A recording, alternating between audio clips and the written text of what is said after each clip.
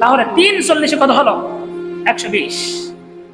120 দিন পর্যন্ত প্রথমে তাকে শুক্রবীট রূপে 40 দিন, তারপরে জমাট বাঁধা রক্ত 40 দিন, তারপরে মাংসপিণ্ড রূপে তাকে 40 দিন, তারপর 340 120।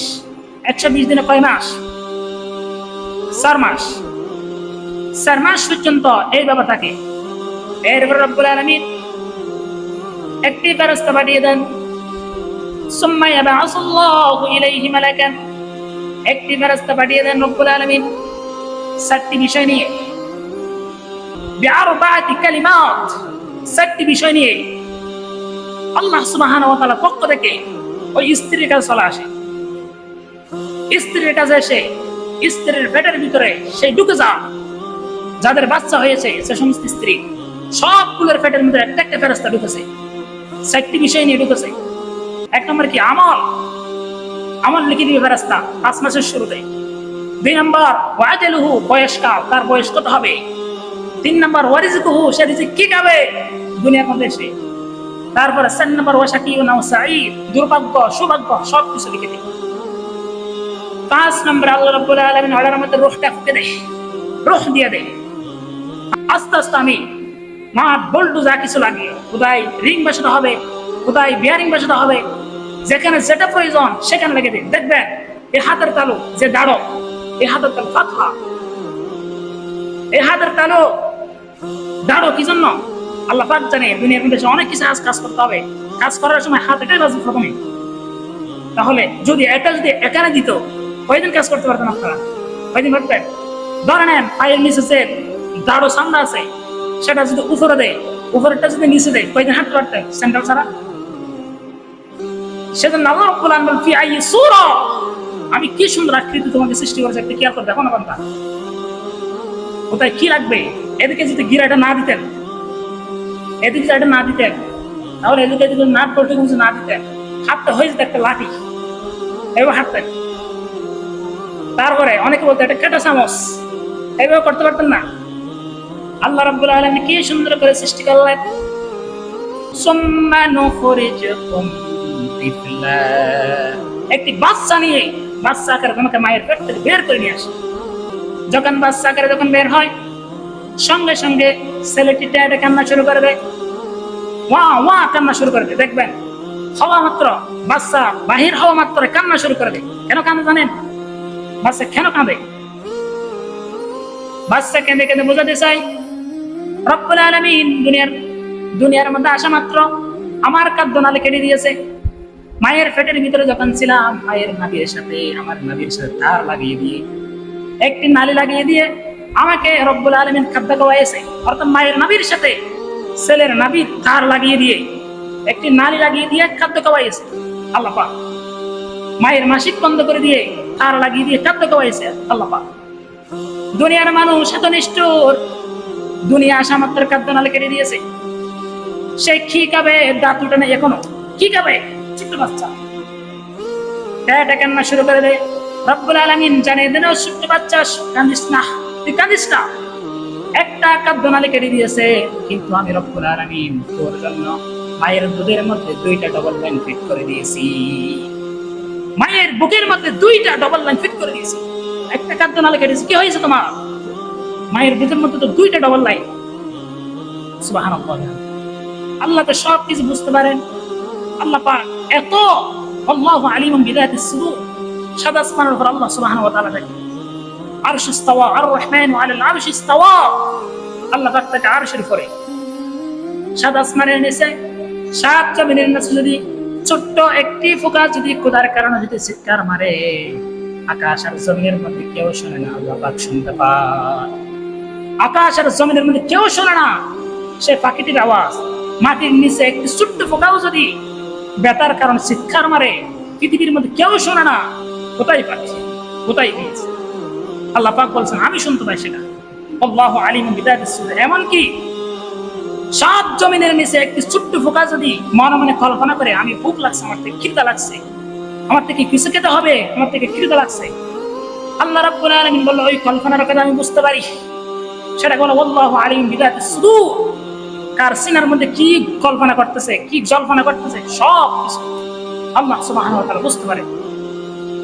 সেই হিসেবে বাচ্চার কান্না আল্লাহ রাব্বুল আলামিন বুঝতে পেরে বলে দেন, কাঁদিস না, তোর জন্য মায়ের বুকের মধ্যে 2টা ডাবল লাইন ফিট করে দিয়েছি, এবার দুধ খাওয়া শুরু করে দে। কিন্তু 6 মাস পর্যন্ত আল্লাহ পাক বলছে কি 6 মাস পর্যন্ত ছেলেকে পানি, দানা, ফ্রুট কোনো কিছু খাওয়াতে হবে না। সেখানে 6 মাস পর্যন্ত ছেলে যে মায়ের থেকে দুধ খাবে, সেখানে অক্সিজেন, সেখানে পানি, সেখানে ক্যালসিয়াম, সেখানে আয়রন, সেখানে সমস্ত রোগের প্রতিষেধক সেখানে আল্লাহ পাক ঢুকিয়ে দিয়েছে মায়ের দুধের মধ্যে। অনেকে শুনি, হয়তো কোনদিন দেখি না, গ্রামগঞ্জে নাকি প্রথম দুধটা নাকি ফেলে দেয়, শাল দুধটা কি বলে সেটা নাকি ফেলে দেয়। মানে প্রথম যে শাল দুধটা হয় সেটা হচ্ছে সন্তানের জন্য সবচাইতে রোগের প্রতিষেধক। মানে সন্তান দুনিয়ার মধ্যে এসেছে, কচি কচি হাড়, কচি কচি চামড়া, রোগ জীবাণু তাকে অ্যাটাক করতে পারে। কিন্তু মায়ের প্রথম দুধটা যখন খাবে সমস্ত রোগের প্রতিষেধক হিসেবে কাজ করবে, তখন তাকে রোগে অ্যাটাক করতে পারে না, রোগে আক্রান্ত করতে পারবে না। গ্রামগঞ্জে অনেকে সে দুধটা নাকি ফেলে দেয়, সেটা করবে নাকি? যদি কোনো স্ত্রী থেকে যদি বাচ্চা সন্তান হয়, ছেলে সন্তান হয়, মায়ের দুধের মধ্যে ডবল গাঢ় বেশি হয়। যদি স্ত্রী থেকে কি হয়, একটি ছেলে সন্তান হয়েছে, তাহলে স্ত্রীর দুধগুলো হবে গাঢ়, এটা বিজ্ঞান বলেছে। আবার যদি মেয়ে সন্তান হয়, তাহলে স্ত্রীর দুধগুলো হবে পাতলা। হযরত ওমর রাদিয়াল্লাহু তাআলা আনহু জামানায় এই দুধের পরীক্ষা নিয়ে একটি বিচার ফাইসালা হয়েছে। হযরত ওমর রাদিয়াল্লাহু তাআলা আনহু জামানায় একটি বাড়িতে একসাথে 2টা মেয়ে থেকে 2টা সন্তান হয়েছে, 2টা স্ত্রী থেকে 2টা সন্তান হয়েছে এক রাতে। দেখবেন 2টা সন্তান যখন হয়েছে, একটা হয়েছে মেয়ে আর একটা হয়েছে ছেলে। রাত্র হয়েছে, ফজর বেলায় দেখে যেটা মেয়ে ছিল সেটা ছেলে হয়ে গিয়েছে, যেটা ছেলে ছিল সেটা মেয়ে হয়ে গিয়েছে। হয়ে যায় না, চুরি করেছে আর কি, চুরি করেছে একজন মাধ্যমে। মানে সেই জামানায় যদি পুরুষ হয়, অর্থাৎ ছেলে হলে অনেক খুশি হতো, যার থেকে ছেলে হয়েছে সেখান থেকে একজন মাধ্যমে চুরি করে ছেলেটা নিয়ে এসেছে, আর যার থেকে মেয়ে হয়েছে সেটা ওখানে রেখে চলে আসছে। সকালে উঠে মারামারি, ও বলতেছে আমার বাচ্চা নিচেস কেন, ও বলতেছে আমি নিয়ে নিই, আমারটা ছেলে সন্তান ছিল। এইভাবে আবার ঝগড়া। সকালে বিচারে গেলে হযরত ওমর রাদিয়াল্লাহু তাআলা আনহুর দরবারে ওমর রাদিয়াল্লাহু তাআলা আনহু পাঠালেন হযরত আলী রাদিয়াল্লাহু তাআলা আনহুকে। হযরত আলী রাদিয়াল্লাহু তাআলা আনহুকে পাঠালেন বিচার করতে। বিচার করতে যখন আসলেন, বলতেছে ও আমার বাচ্চা চুরি করেছে, আমার ছেলে সন্তানকে রাত্রে চুরি করে নিয়ে গেছে, ওর মেয়ে সন্তানটা আমার কাছে রেখে গেছে, কিন্তু আমি যখন প্রসব করছি ছেলে সন্তান ছিল আমার। দুজনের ছেলে সন্তান দাবি করতেছে, মেয়েটাকে কেউ নিতে চাচ্ছে না। তখন আলী রাদিয়াল্লাহু তাআলা কি করলেন, একজন দাত্রী রাখলেন। দাত্রী ছিলেন তো, সে দাত্রীর মাধ্যমে বললেন যে 2 জন মহিলা থেকে 2 পেয়ালা দুধ নিয়ে আসো, 2 পেয়ালা দুধ নিয়ে আসো। তারপর হযরত আলীর কথা মতে একজন দাত্রী 2 জন মহিলা থেকে ছোট্ট পেয়ালা করে দুধ নিয়ে আসলেন। সেই দুধের মধ্যে হযরত আলী রাদিয়াল্লাহু তাআলা পরীক্ষা করে দেখলেন, পরীক্ষা করলেন যে দুধগুলো গাঢ় হয়েছে, যে পেয়ালার দুধগুলো গাঢ়, দাত্রীকে বলেছে ছেলে সন্তানটি যে পেয়ালা, এই পেয়ালার মধ্যে দুধগুলো গাঢ়, এই পেয়ালা যার থেকে নিয়ে এসেছো তাকে ছেলে সন্তানটা দিয়ে দাও। তার মানে দুধ গাঢ় হয়েছে, আল্লাহ রাব্বুল আলামিন অবশ্যই তাকে ছেলে সন্তান দিয়েছে। এটা হযরত আলী রাদিয়াল্লাহু তাআলার পরীক্ষা। হযরত আলী বলতেছে এই দুধগুলো গাঢ়, এগুলো কার থেকে নিয়ে আসছো? ওর থেকে, ওকে ছেলে সন্তানকে দাও। এগুলো পাতলা, এগুলোকে মেয়ে সন্তানকে দাও। বিচার হয়ে গেছে। এটা কি? সাহাবায়ে কেরাম অবাক হয়ে গেছে, এটা কিভাবে বিচার হয়েছে? ন্যায় বিচার।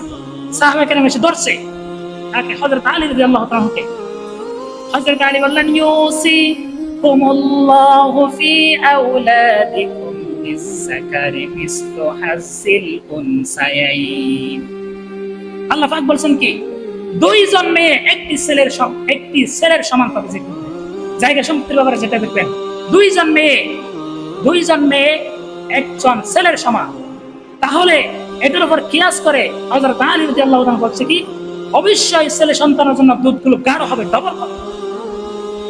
এটা কিয়াস করে তাকে ছেলে সন্তানকে দিয়ে দিলেন।